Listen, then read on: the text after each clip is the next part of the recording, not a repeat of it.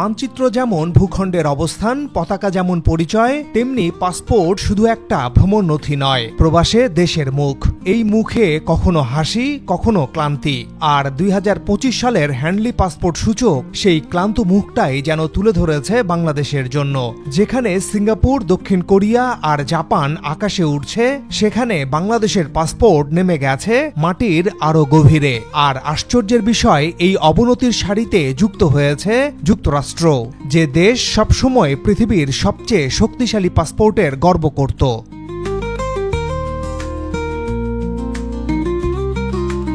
যা হোক, এই প্রতিবেদনে আমরা তুলে ধরব: ১. বাংলাদেশি পাসপোর্টের পতন থামছে না কেন?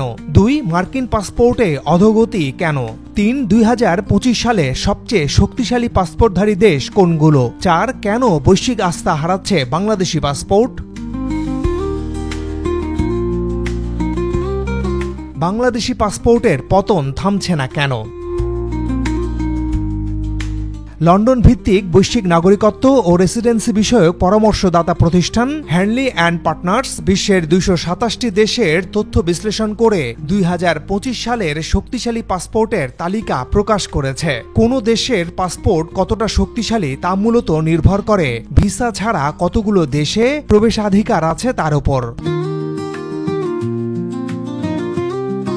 হ্যান্ডলি পাসপোর্ট ইন্ডেক্স 2025 অনুযায়ী বাংলাদেশের বর্তমান অবস্থান 100তম। এতে মাত্র 38টি দেশে ভিসা ছাড়া বা অন অ্যারাইভাল প্রবেশাধিকার পায় বাংলাদেশিরা। যদিও বাস্তবতা আরও খারাপ। এই 38 দেশের মধ্যে ভিয়েতনাম, থাইল্যান্ড, কম্বোডিয়া এবং শ্রীলঙ্কাও বাংলাদেশের জন্য নানা শর্ত জুড়ে দিয়েছে। ফলে দিন দিন সংখ্যাটা যেমন ছোট হচ্ছে, তেমনি এর অর্থ ও পরিণতি আরও গভীর হচ্ছে। অথচ কয়েক বছর আগেও বাংলাদেশি পাসপোর্টে বিশ্বের 45টি দেশ ভ্রমণ করা যেত বিনা ভিসা অথবা অন অ্যারাইভাল ভিসায়। পাসপোর্টের মান কমে যাওয়া শুধু ভ্রমণ জটিলতা নয়, বরং বাংলাদেশের আন্তর্জাতিক ইমেজ ও কূটনৈতিক প্রভাবের সীমাবদ্ধতার প্রতীক। বাংলাদেশ এখন উত্তর কোরিয়ার সঙ্গে একই সারিতে, যা বৈশ্বিক বিচ্ছিন্নতার এক প্রতীকী অবস্থান। যে দেশ অর্থনৈতিকভাবে এগোচ্ছে, বৈদেশিক মুদ্রা অর্জন করছে, বাড়ছে বৈদেশিক মুদ্রা রিজার্ভ, একের পর এক মেগা প্রকল্প বাস্তবায়ন হচ্ছে, সেই দেশের নাগরিকদের জন্য বৈশ্বিক দরজা একের পর এক বন্ধ হয়ে যাওয়া ভয়াবহ অশনি সংকেত। কিন্তু এর কারণ কি? বিশ্বের চোখে বাংলাদেশের পাসপোর্ট এখনো উচ্চ ঝুঁকিপূর্ণ অভিবাসনের প্রতীক। বহু দেশ মনে করে বাংলাদেশের নাগরিকরা ভ্রমণের সুযোগকে স্থায়ীভাবে থাকার উদ্দেশ্যে ব্যবহার করতে পারে। ফলে তারা বাড়িয়েছে যাচাই বাছাই, কমিয়েছে সুবিধা। এর প্রভাব পড়ছে সরাসরি সাধারণ মানুষের ওপর। চিকিৎসা, শিক্ষা, ব্যবসা, এমনকি ট্রানজিট ভ্রমণেও লাগছে ভিসা। ভিসা প্রক্রিয়ায় সময়, খরচ ও অনিশ্চয়তা, এই তিনে একসাথে বেড়েছে মানুষের ভোগান্তি।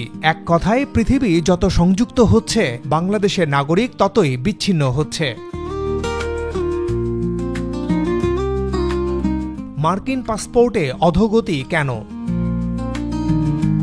2 দশক আগেও আমেরিকান পাসপোর্ট মানেই ছিল বৈশ্বিক স্বাধীনতার প্রতীক। 2006 থেকে 2014 সাল পর্যন্ত যুক্তরাষ্ট্র প্রায় সব সূচকে ছিল প্রথম বা দ্বিতীয় স্থানে। কিন্তু 2025 সালে 20 বছরে প্রথমবার তারা শীর্ষ 10-এর বাইরে 12তম স্থানে। এমনকি এখন তাদের সমান অবস্থানে আছে মালয়েশিয়া। এই পতন আসলে এক কূটনৈতিক বাস্তবতার প্রতিফলন। বিশ্ব রাজনীতি এখন বহু মেরুতে বিভক্ত। ফলে যুক্তরাষ্ট্রের প্রভাব আগের মতো একমুখী নয়। ব্রাজিল সম্প্রতি আমেরিকান নাগরিকদের ভিসামুক্ত প্রবেশাধিকার বাতিল করেছে। চীন, ফ্রান্স ও জার্মানির নাগরিকদের জন্য দরজা খুললেও যুক্তরাষ্ট্রকে বাদ রেখেছে তারা। মিয়ানমার, পাপুয়া নিউগিনি, এমনকি ভিয়েতনামও মার্কিনীদের ক্ষেত্রে তাদের নীতি পরিবর্তন করেছে। এটি আসলে এক নতুন যুগের সূচনা, যেখানে অর্থনীতি ও কূটনীতি পারস্পরিক সুবিধার ভিত্তিতে মাপা হচ্ছে, প্রভাবের খাতিরে নয়। আমেরিকা যতটা ভিসা নীতিতে কঠোর হয়েছে, অন্য দেশগুলো ততটাই প্রতিক্রিয়া দেখিয়েছে। ফলে আমেরিকান পাসপোর্টের সফট পাওয়ার ক্রমেই ক্ষয়ে যাচ্ছে। এ যেন এক যুগের সমাপ্তি এবং এশিয়ার উত্থানের প্রতিচ্ছবি।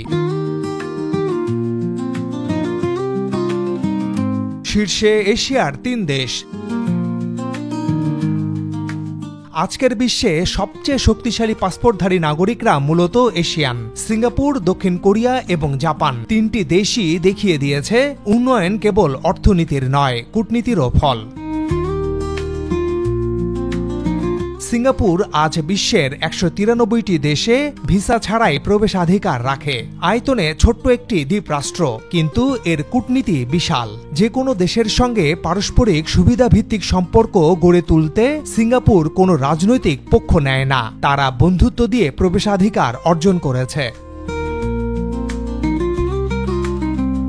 শক্তিশালী পাসপোর্ট সূচকে দ্বিতীয় স্থানে আছে দক্ষিণ কোরিয়া। এই দেশটি অর্থনৈতিক শক্তির পাশাপাশি সাংস্কৃতিক প্রভাবও কাজে লাগিয়েছে। কে পপ থেকে কে টেক, বিশ্বজুড়ে কোরিয়ার ইতিবাচক ব্র্যান্ড ইমেজ বিদেশ নীতি সহজ করেছে। তারা বিশ্বের 190টি দেশে ভিসা ছাড়া প্রবেশাধিকার রাখে।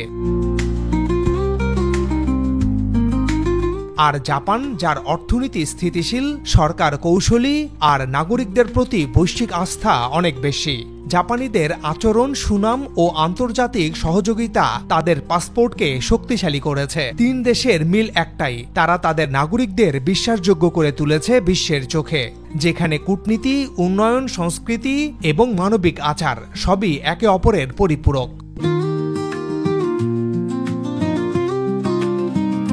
ধীরে ধীরে বাংলাদেশিদের জন্য কঠিন হচ্ছে বিদেশ। অন্তর্বর্তী সরকার প্রধান হিসেবে দায়িত্ব নেয়ার পর কেটে গেছে 14 মাস। প্রধান উপদেষ্টা বিশাল লটবহর নিয়ে ঘুরেছেন 14টি দেশ। 15 অক্টোবর বুধবার ইতালি থেকে দেশে ফিরলেন ডক্টর ইউনূস ও তার সফর সঙ্গীরা। এই সফরগুলো পর্যালোচনা করলে দেখা যায় বেশিরভাগ ক্ষেত্রেই বিভিন্ন সেমিনারে অংশ নেয়া, বক্তৃতা দেয়া আর একেবারে গুরুত্বহীন কয়েকটি দেশের সরকার প্রধানের সাথে সাইডলাইনে বৈঠক করা ছাড়া এসব সফর থেকে কি অর্জিত হয়েছে তা নিয়ে সমালোচনা আছে অর্থনীতিবিদ ও আন্তর্জাতিক সম্পর্ক বিশ্লেষকদের মাঝে। কিন্তু এটা পরিষ্কার যে প্রধান উপদেষ্টা আর উপদেষ্টাদের এত দেশ সফরে দেশের জনগণের স্বার্থ বা জাতীয় স্বার্থ উদ্ধার হয়নি। কেউ কেউ বলছেন ডক্টর ইউনূস একটি করে দেশ সফর করেন, অন্যদিকে একটি করে দেশে বাংলাদেশিদের প্রবেশ বন্ধ হয়।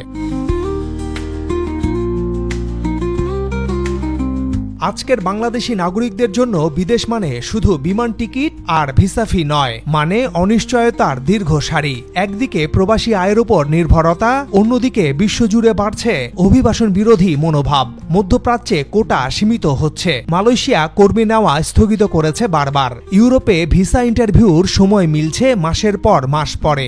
অর্থাৎ সুযোগ যত বাড়ছে প্রবেশপথ ততই সরু হচ্ছে। এই অবস্থায় ভবিষ্যৎ আশঙ্কা পরিষ্কার। যদি বাংলাদেশ কূটনৈতিকভাবে সক্রিয় না হয় তবে এই প্রবণতা স্থায়ী হয়ে যাবে, আর তখন বাংলাদেশের পাসপোর্ট শুধু দুর্বল নয়, বাধাগ্রস্ত হয়ে উঠবে।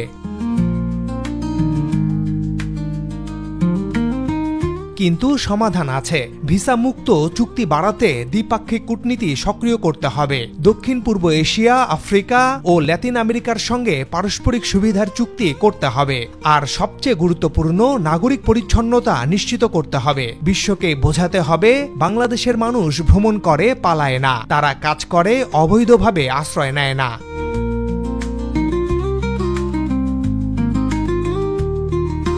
কিন্তু এই আস্থা অর্জনের জন্য কম খরচে বৈধ অভিবাসন নিশ্চিত করতে হবে সরকারকেই।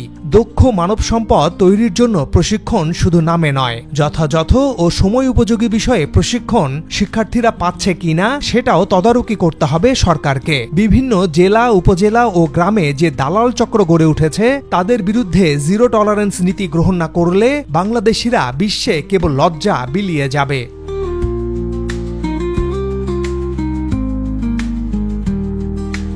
আসুন আমরা বিশ্বে এই আস্থা ফেরাই।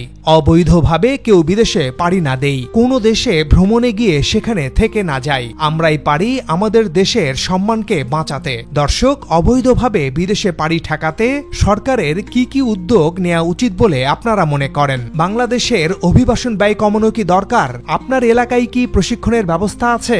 মন্তব্য করে জানান। সবাই ভালো থাকুন।